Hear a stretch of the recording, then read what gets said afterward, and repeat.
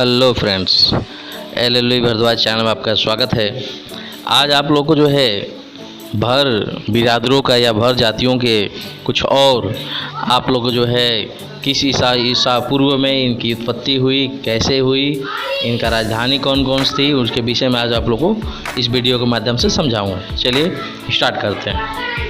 ये भर जाति के प्राचीन भर राजाओं महाराजाओं से में एक खिरधर नाम का एक राजा रहा करते थे। खिरधर नाम का नाम बहुत ही प्रसिद्ध था। जो महाराजा खिरधर ये 275 ईस्वी में श्रावती के शासक थे। श्रावती अर्थात जहाँ सभी कुछ है, मतलब बौद्ध काल से ही इसकी समृद्ध नगरी इसको माना जाता है। स्वयं अस्थि से ही इसका नाम श्रावती तथा इसके बाद में श्रावस्ती हो गया। इस प्रकार का उल्लेख अनेक स्थानों पर मिलता है, पर यह उल्लेख नागवंश के राजाओं से इतना गुथा हुआ है कि इस नागवंश या भारशीय नागवंश या भर वंश से विभेद नहीं किया जा सकता। भारतीय इतिहास में कुषाणों के पतन तथा गुप्त वंश के उदय के बीच का समय इतना जटिल है कि लगभग सभी इतिहासकार क्रमागत समकाल न पा सकने के कारण इसमें इतिहास का अंधकार युग भी कहा जाता है। भारतीय इतिहास का यह युग 143 ईस्वी से प्रारंभ होकर 320 ईस्वी पर समाप्त होता है। इस प्रकार लगभग पौने 2 वर्षों का इतिहास ये आपका उलझा भरा सिद्ध कर दिया गया। इसी उलझाव भरे युग से महाराजा खिरधर का नाम प्रकाश में आता है। दूर दूर के सौदागर श्रावस्ती के बाजारों में आकर पूछते, यहाँ का सामान पूछते या उसके विषय में पूछते। यह अधिरावती नदी के किनारे पर बसी हुई थी। अंधकार युग में अनेक भारशीय नागवंश के राजाओं का नाम प्राप्त हुए हैं।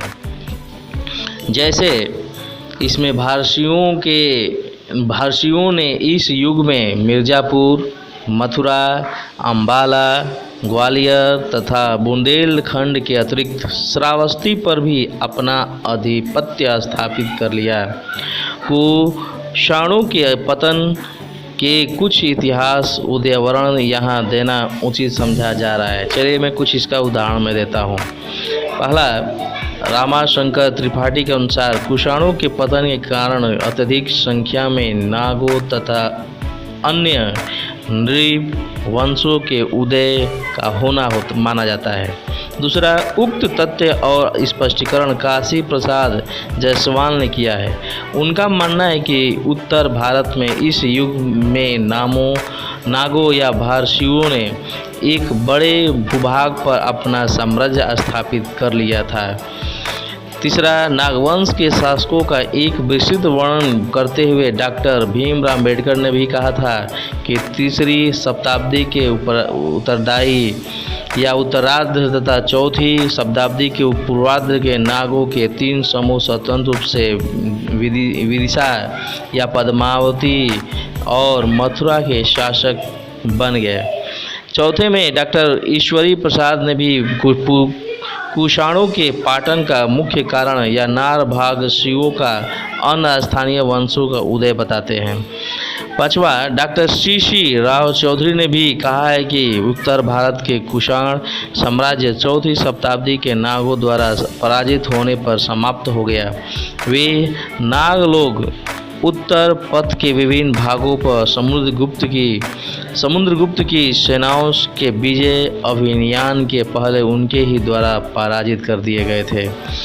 उक्त लेखों का आधार मुख्यतः हमारे विभिन्न पुराण ही भी है, जिसमें नागवंश के अनेक राजाओं का नाम भी गिनाया जाता है। इलाहाबाद स्तंभ अभिलेख में भारशीयों का भी जो गंगा जल से अभिरिक्त करने पर उल्लेख आया है, उससे पौराणिक व्याख्यानों को बल इतना मिलता है कि इन तत्वों के अतिरिक्त सैमुअल बी झील यमुना झील में चीनी यात्री फाहियान की भ्रमण पर जो पुस्तक लिखी है उनके अनुसार बताया गया है कि फाहियान भारत का भ्रमण ये 399 ईस्वी से प्रारंभ किया और 414 ईस्वी में वह यात्रा समाप्त की। इस दौरान वह मथुरा, काश्य, कनौज, श्रावस्ती, कपिलवस्तु, कुशीनगर, वैशाली, पाटलिपुत्र, काशी इत्यादि अनेक राजधानियों का दौरा किया। फाहियान 410 ईस्वी में श्रावस्ती पहुंचा। उसने श्रावस्ती को स्वातिपुरम लिखा है। अपने विवरण में फाहियान लिखता है कि एक राजा जिसका नाम खिरधर था, ये स्वातिपुरम पर 275 से 302 ईस्वी तक राज किया। General of the royal Asiatic society जो 1881 के में पृष्ठ में एक लेख है, उसमें लिखा गया है। पता चलता है कि मगध पर यह 275 और 300 ईस्वी तक गुप्त नामक शासक थे, जिसे श्री गुप्त के नाम से भी जाना जाता है, जो राज किया करते थे। गुप्त के बाद उसका पुत्र घटोत्कच जो 300 या 319 के समय माना जाता है कि सिंहासन में भी बैठे थे। वैशाली सील में श्री घटोत्कच गुप्तस्य लिखा गया है। संभवतः गुप्त वंश का यह सम्राट भी भर जाति खिरधर को ही श्रावस्ती से राज्ययुत किया था, क्योंकि घटोत्कच का राजरोहण खिरधर के राज्य युद्ध किया था, क्योंकि घटोत्कच अपना राज्य विस्तार करने के लिए खिरधर को हराया होगा। दुर्भाग्यवश यहाँ कोई प्रमाण उपलब्ध नहीं है। घटोत्कच के पुत्र चंद्रगुप्त प्रथम जो 319 से लेकर 335 ईस्वी तक ये द्वारा वैशाली के लिखिवियों के पराजित होने के बाद चंद्रगुप्त प्रथम ने साकेत को भी वहाँ के राजा को पराजित करके अपने राज्य में विलय कर लिया था। जाहिर है कि साकेत की राजधानी श्रावस्ती थी, अतः इस युद्ध में श्रावस्ती का राजा खिरधर ही पराजित हुआ होगा। अर्ली हिस्ट्री ऑफ इंडिया जो पृष्ठ नंबर 295 और 96 में ये बेन सेस्टिक स्मिथ में पुराणों का एक श्लोक उद्धृत किया गया है, जो मैं पढ़ रहा हूँ, जो इसमें अनुगंग प्रायचम गम साकेत मध्या तथा ये एतान जनपदान सर्वोम ये भोयचते गुप्त वंश सजा। इस श्लोक के माध्यम से प्रतीत होता है कि उसी समय का ये जो है राजभरों की जो है जाति वंश थे। परंतु चंद्रगुप्त प्रथम के राजरोहण 319वीं ईस्वी तथा खिरधर के राजयुज्य 302 ईस्वी समय काल में सहस्त्र वर्षों का अंतराल है। अवध गजेटियर ने जोला महाराज का इतिहास प्रमुख से दिया गया है, क्योंकि इस जिलों में श्रावस्ती प्राचीन राजधानियों में से एक थी। भर राजा खिरधर भी इस राजधानी में थे।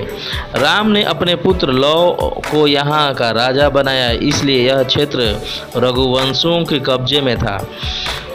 शीर्षक से अवध ये गजेटियर, ये आपका नाम जो है गजेटियर था, जो इनके अनुसार, इसके विवरण के अनुसार जो है गुर या कह सकते हैं गुर जब वंशियों के बाद यह अयोध्या से सब जगह समाव्याप्त हो गए। राजा परीक्षित ने उन्हें अयोध्या की जाहिर दे दी। महाभारत आदि पर्व के अनुसार ये आपके शमीक मुनि ने पुत्र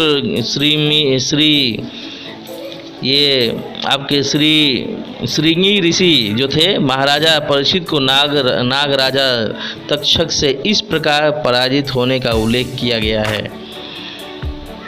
ये श्रावस्ती प्राचीन काल के नाग भारषियों के अधिकार में ही रहा करता था। इसके अतिरिक्त यह प्रकाश डालते हुए अवध गजेटियर में जो विवरण दिया गया है उनमें अंधकार युग या भारसियों का प्रकाश फैला हुआ दिखाई पड़ता है। प्राचीन समय के भग्नावशेषों का लगाव भारसियों से गुथा हुआ है। बहराइच नाग की उत्पत्ति भी भारसियों भर वंश से ही हुआ है, जो स्वतः अंधकार युग में एक प्रकाश फैलता है। महाराजा खिरधर भी इसी युग का एक प्रकाशमान शासक थे। श्रावस्ती उस अंधकार युग की एक प्रकाशित राजधानी है जो आपका ताप्ती नदी के एक किनारे पर बसी हुई है। अनेक गांवों के नामकरण भर जाति के दिए हुए हैं। बहराइच जिले के उत्तर में ये आपका सहेठ महेठ ही श्रावस्ती राजधानी थी।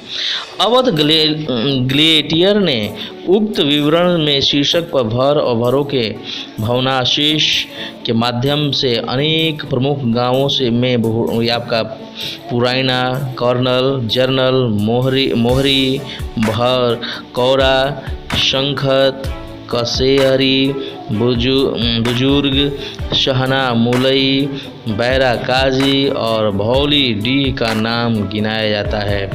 सहेठ, महेठ और चरदा की उत्पत्ति भी भर शासकों द्वारा ही कही गई है। अंधकार युग पर प्रकाश डालने के उद्देश्य से अवध ग्लेटियर के में ये पृष्ठ नंबर 111 पे कुछ और भी लिखा हुआ है जो पंक्ति देखी जा सकती है, जिसमें भारसियों की उत्पत्ति के संबंध में भी संभावना व्यक्त किया गया है, जिसे गुप्त वंश के शासकों ने पराजित किया था।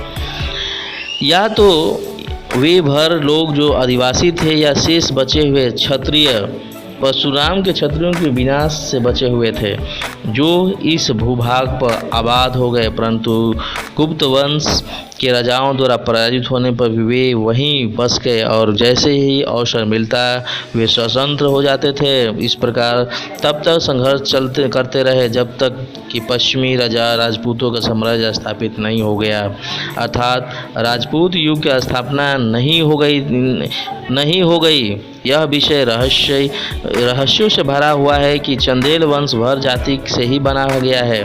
सर हेनरी एलियट इसी तथ्य को लेकर एक सिद्धांत का प्रतिपादन भी कर दिया है, जिसमें कहा गया है कि भरों और अहीरों से परस्पर वैवाहिक संबंध अनेक प्रमाण उपलब्ध यहाँ पर है, जो पहले यादव परिवार और राजभरों से शादियाँ हुआ करती थी।